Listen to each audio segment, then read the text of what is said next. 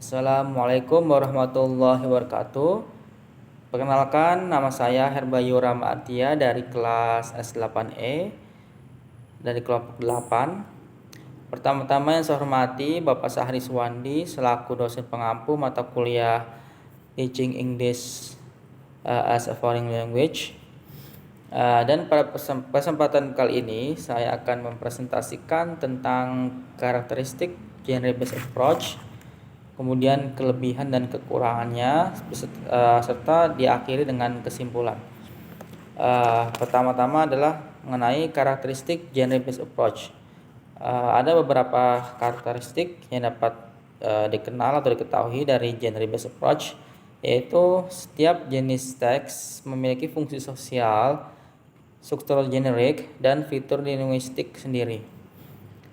Kemudian walaupun tidak terpusat pada guru atau center approach, peran guru tidak dapat dihilangkan dan dihindarkan dari memberi model dengan melepas siswa belajar sendiri. Dengan kata lain, intervensi guru dalam pembelajaran tidak dapat dihindarkan. Kemudian karakteristiknya adalah peran guru dalam kegiatan belajar mengajar adalah sebagai pengajar untuk memotivasi siswa, membimbing siswa, dan mentransformasikan pengetahuan kepada siswa.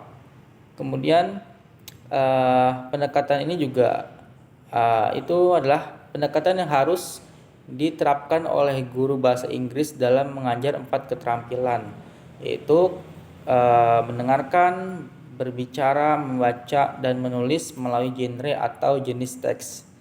Kemudian dalam genre based approach, pengajaran dan pembelajaran difokuskan pada pemahaman dan pada pemahaman dalam menghasilkan genre atau jenis teks yang dipilih. Kemudian setiap genre atau teks memiliki fungsi sosial. Pengertian fungsi sosial atau fungsional di sini adalah teks memiliki arti atau menyampaikan arti. Karena teks menyampaikan arti, yang dimaksud adalah karena teks tersebut itu berfungsi. Selanjutnya adalah sisi positif atau kelebihan yang dimiliki oleh genre based approach. Ada beberapa kelebihan atau sisi positif, yaitu membantu peserta didik meningkatkan skill sosial dan bekerja sama. Karena nanti ada tahap dari genre based approach ini adalah kegiatan kelompok. Kemudian sisi positifnya atau kelebihannya adalah lebih banyak kesempatan untuk aktif dalam kelas. Karena setiap siswa itu punya kesempatan untuk maju ke depan kelas untuk mendemonstrasikan atau mempresentasikan teks yang telah dibuatnya, baik itu secara individual maupun ketika dalam tahapan berkelompok. Kemudian kelebihannya adalah banyak kesempatan untuk menggunakan bahasa yang dipelajari itu relevan dengan kehidupan sehari-hari.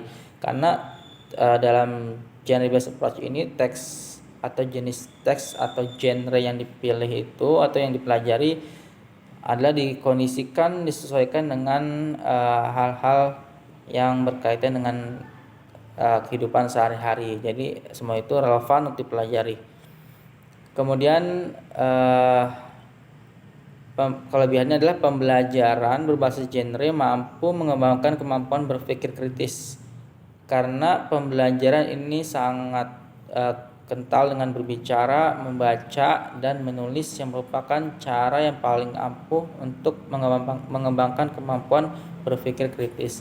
Jadi misalkan tentang teks prosedur, tentang cara membuat makanan, misalkan suatu makanan. Nah, itu kan konteksnya atau isinya itu kan relevan dengan kehidupan sehari-hari. Pasti setiap orang mengalami itu. Kemudian setelah dibuat itu menyangkut dengan keahlian skill menulis. Kemudian ketika dipresentasikan itu bisa menyangkut mengenai skill pronunciation atau skill berbicara untuk speakingnya. Kemudian untuk skill menyimaknya atau mendengarnya itu bisa dirasakan oleh audiens atau ketika guru memberikan modeling tentang teks yang sedang dipelajari. Nah, selanjutnya adalah tentang tantangan atau kelemahan genre based approach. Tantangannya adalah banyak kasus di lapangan itu guru kesulitan menyiapkan contoh-contoh teks lisan yang variatif karena minim sumber-sumber yang ada, dan guru juga nggak terlalu paham cara mencari di internet itu yang sesuai itu seperti apa gitu. Jadi hanya terpaku oleh satu sumber aja seperti LKS atau modul yang ada di sekolahan. Jadi nggak variasi. Kemudian masih banyak guru bahasa Inggris yang belum mengetahui cara menggunakan pendekatan genre based approach untuk pengajaran menyimak, berbicara, menulis dan membaca, termasuk tata bahasa dengan menggunakan genre kepada siswa. Jadi akhirnya lebih banyak ke writing ya nanti, karena ini bentuknya teks. Akhirnya guru lebih banyak mengajarkan tentang grammar atau writing karena kekurang pahaman cara menerapkan skill listening maupun speaking dalam penggunaan genre based approach ini. Kemudian banyak yang buruk dalam manajemen waktu yang dilakukan oleh para guru, sehingga biasanya itu step keempat yang pada step yang keempat itu yang individual construction atau construction yang pemberian tugas pada individu itu untuk menguji kemampuan pemahaman genre atau teks yang sedang dipelajari. Biasanya waktunya itu nggak cukup dikerjakan di sekolah, sehingga akhirnya tugas individual tersebut dikerjakan di rumah, akhirnya jadi PR. Nah, itu adalah kebanyakan yang terjadi di lapangan seperti itu. Harusnya bisa selesai di sekolahan menjadi tugas individual untuk mengecek kemampuan atau mengevaluasi kemampuan siswa dari teks yang sudah dipelajari, apakah paham atau tidak dalam pembuatan secara individual. Nah, itu waktunya nggak cukup, akhirnya dibuat PR. Ketika dibuat PR, maka itu akan fungsinya berbeda. Bisa jadi ketika membuat PR mereka malah dapat bantuan dari temannya atau dari pihak keluarga, padahal untuk pengerjaan secara bersama-sama itu ada tahapannya sendiri ya, ada namanya yang join. Pada di step yang ketiga ada join construction atau pembuatan grup. Nah, itu di situ stepnya adalah pembuatan genre atau teks itu secara berkelompok. Nah, ketika di proses tahap keempat yang ketika pembuatan secara individual itu kalau dikerjakan di rumah ya sama aja seperti kerja kelompok itu. Makanya banyak di lapangan penguasaan waktunya kurang, jadi akhirnya buat PR. Selanjutnya adalah pada tahap join